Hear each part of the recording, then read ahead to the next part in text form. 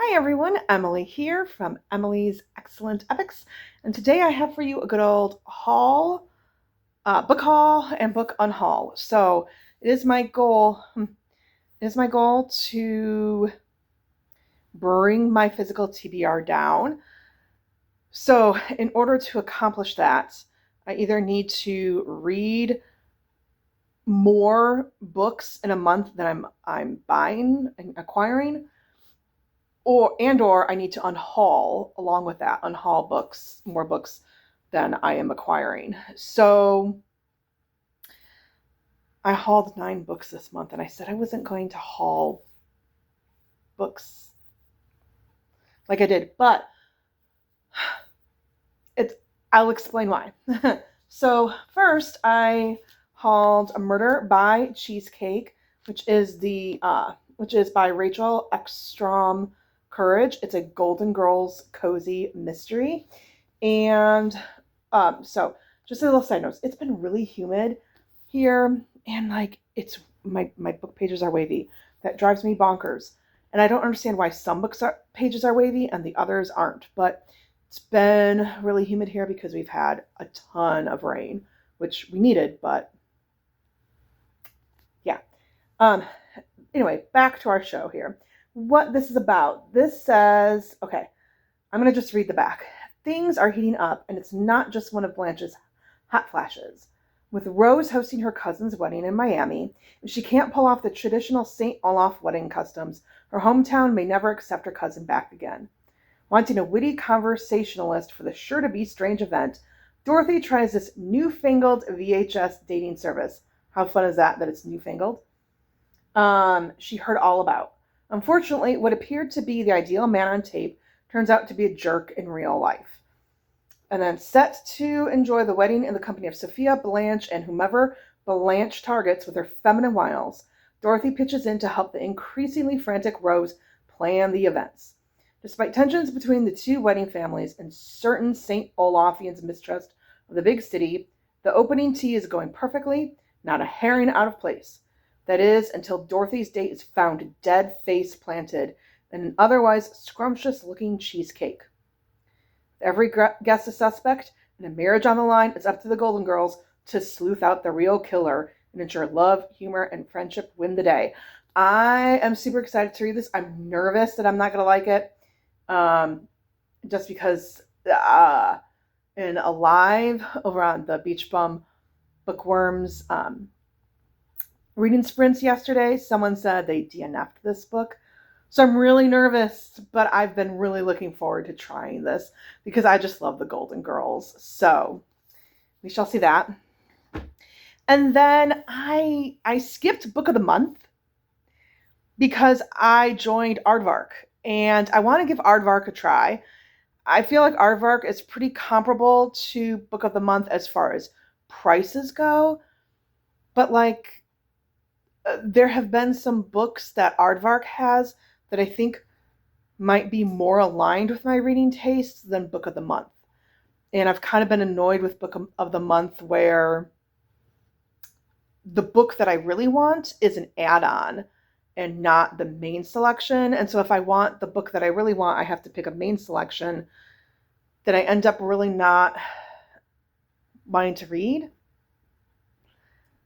And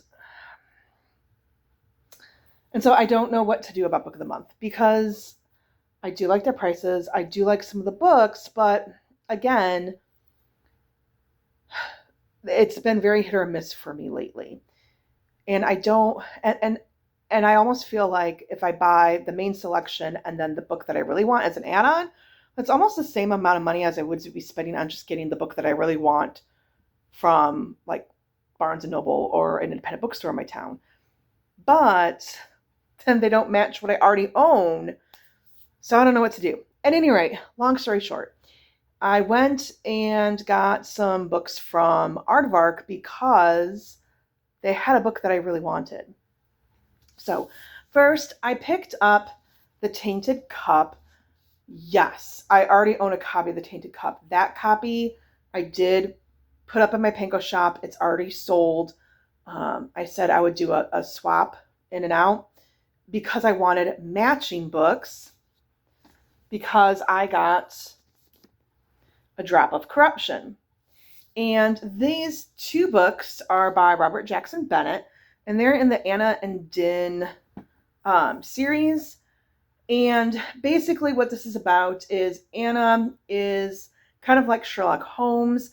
Din is our Watson character, and Din has been genetically altered where he can go to a place and he'll like sniff a vial of certain scents, and then he'll take in the casing, and then he'll go back and tell Anna all about what he's seen after he re-sniffs like that same scent. Like he has like a perfect memory that's tied to scents that he smells at the time that he's taking in things. And they are tasked with trying to figure out like how is this person there's been someone who has been murdered, and they have to figure out who did it and why. In the meantime, there are these leviathans that are threatening the walls of the city. So I really enjoyed the book 1. Looking forward to reading book 2. I also picked up from Aardvark, because this sounded super cute, and I'm always looking for a good romance, and that is Any Trope But You by Victoria Levine. And basically, or Levine, maybe. Basically, this is about best-selling romance author Margot Bradley, and she has a secret. She doesn't believe in happily ever afters. Not for herself, not for her readers, and not even for her characters, for whom she secretly writes alternate endings that swap weddings and babies for divorce papers. Man, can you imagine what would happen if like the public found those secret writings? So when her happily never after document is hacked and released to the public, wowzers, what I was just thinking, she finds herself canceled by her readers and dropped by her publisher. So desperate to find a way to continue supporting her chronically ill sister, Savannah, Margot decides to trade meet cutes for murders, the fictional kind, probably.